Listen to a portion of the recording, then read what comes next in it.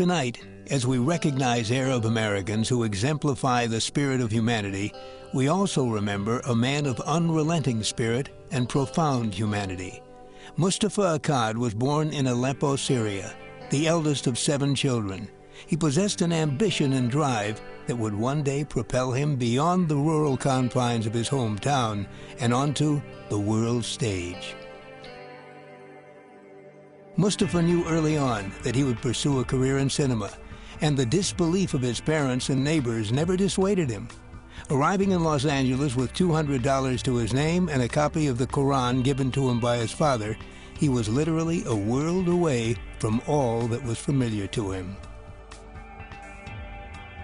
Almost immediately, he put in motion a career that would consistently strive toward goals larger than merely one man's aspirations.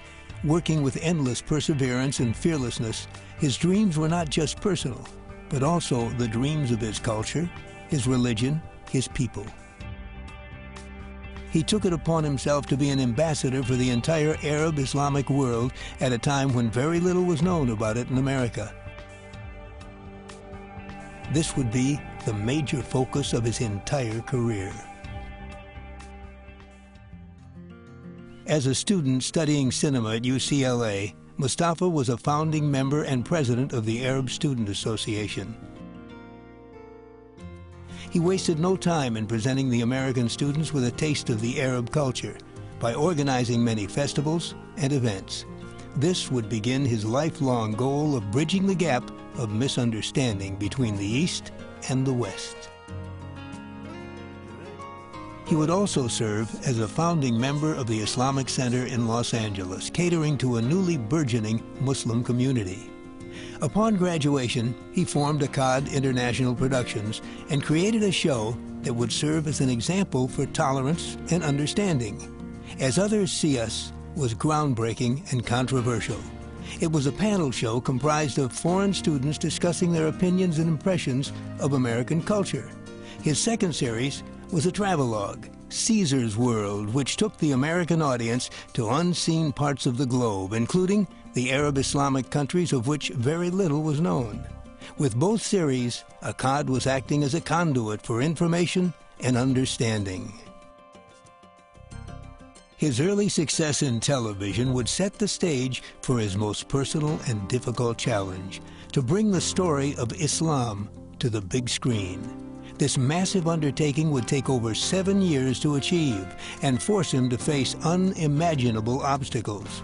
His dream was not to be denied.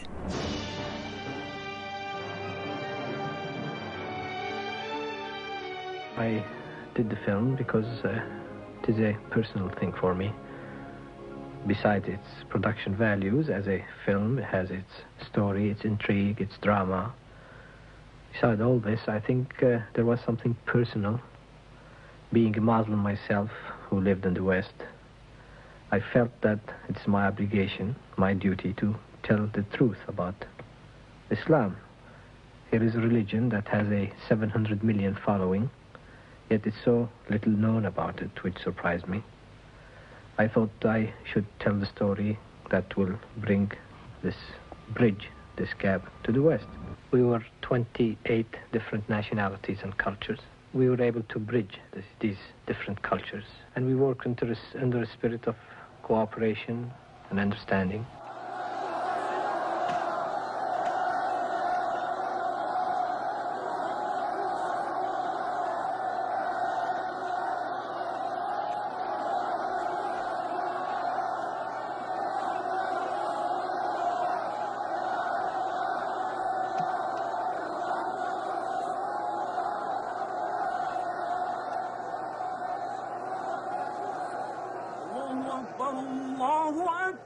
And I think if this film would carry the same message, I'd be even happier.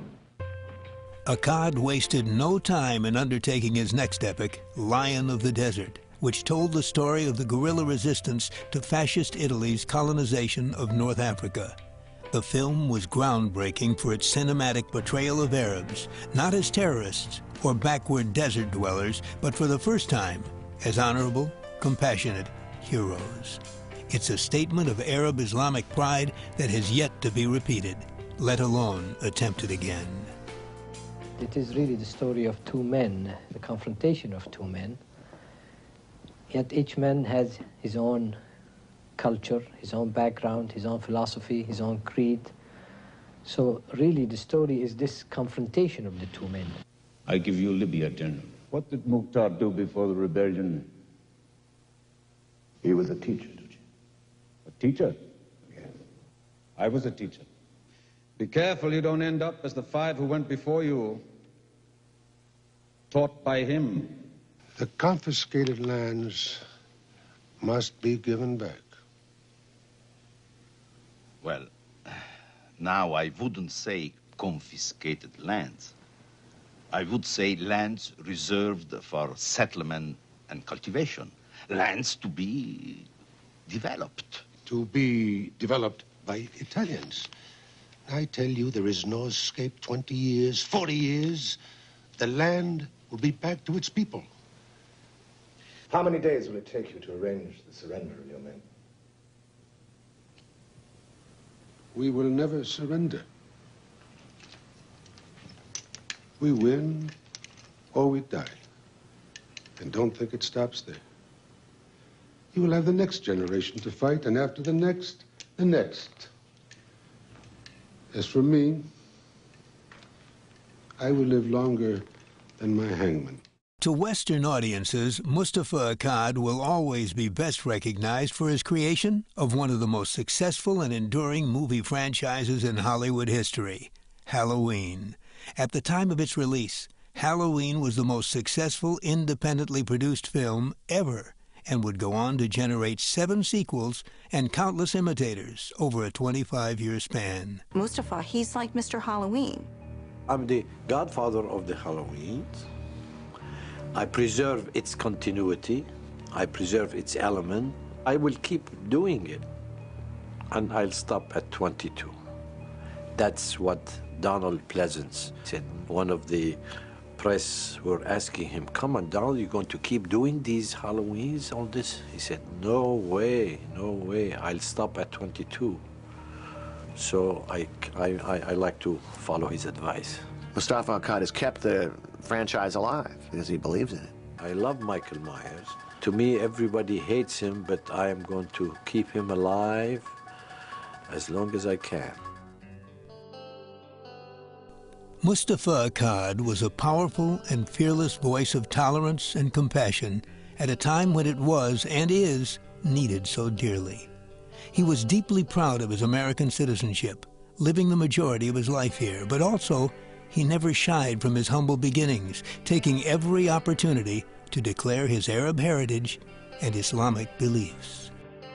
Moustapha was a man who led by example in his professional and personal life. He was also a loving father to 3 boys, Tariq, Malik, and Zaid, and a beloved daughter, Rima. Tonight, we remember a man who gave tirelessly of himself in an effort to bring people together in coexistence and harmony. He sought to celebrate our cultural differences while embracing our similarities. It's an example we should emulate, now more than ever.